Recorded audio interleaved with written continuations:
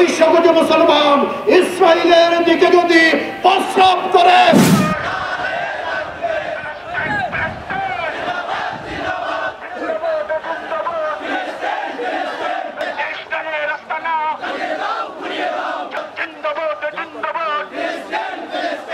আজকে বাংলাদেশ যদি মিশরের ওই জায়গায় হতো, ইসরায়েলের এবং প্যালেস্টাইন গাজার পাশে যেভাবে মিশর অবস্থিত, সেই বর্ডারে মিশর না হয়ে আজকে যদি বাংলাদেশ হতো, ফ্যাসিবাদকে যেভাবে এদেশের তরুণ যুবকেরা বিতাড়িত করেছে, ঠিক তেমনি ইসরায়েলের সন্ত্রাসীদেরকে শায়েস্ত করেছে।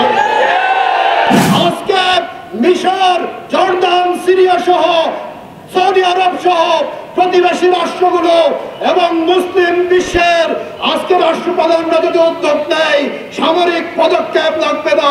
200 কোটি মুসলমান ইসরায়েলের দিকে যদি প্রস্রাব করে, ইসরায়েল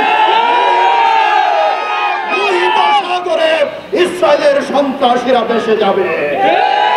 ঐক্যবদ্ধ সময় এসেছে, ঐক্যবদ্ধভাবে সেই ইসরায়েলকে বয়কট করতে হবে এবং অনতি বিলম্বে যদি ইসরায়েল হামলা বন্ধ না করে মুসলিম বিশ্ব ঐক্যবদ্ধভাবে ইসরায়েলের বিরুদ্ধে লংমার্চ করার আহ্বান জানাচ্ছে।